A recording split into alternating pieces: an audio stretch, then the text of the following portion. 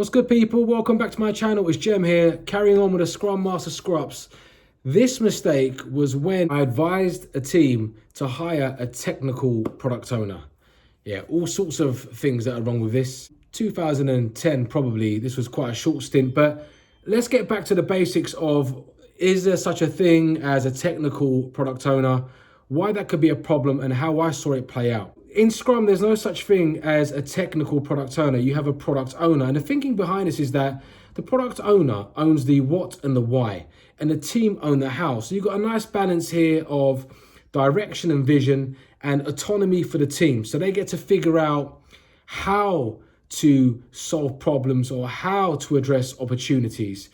Because if the product owner is technical, the assumption is that they will start prescribing solutions to the team, and it takes away the team's autonomy, takes away their sense of creativity, and this has all sorts of implications on intrinsic motivation. Like the whole point of having the team when you're working with, say software, or you're in innovation, or you're working with complexity, is that you have the creatives that bring to life the means to solve your problems or address the opportunities. As with most things, the structure of a company or a team can affect the way that you work. And let me tell you what I mean by that.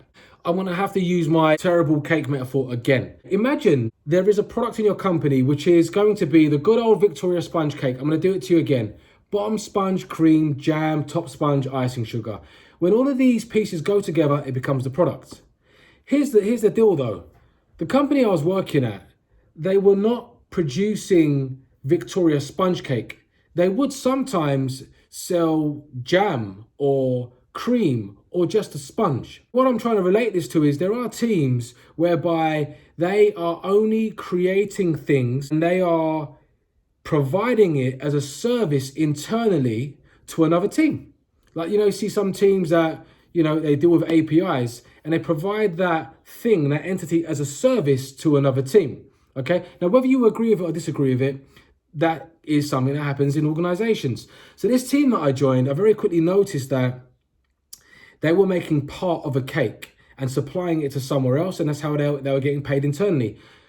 What that resulted in was, when you bring in someone in a product owner capacity, for them to be able to prioritize how they're going to make different elements of the sponge, they're going to need some sort of technical knowledge, right? This was my thinking around it. I'm thinking, well, we only make bottom sponge, so they need to understand the consistency of the sponge all the way down to the crumb.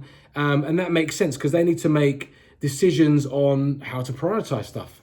What ended up happening though, was by calling it a technical product owner role, it got really, really messy, because now we had somebody who was owning the what, the why, and also the how. And it really kind of started to impede on the development team's ability to be creative and have solutions.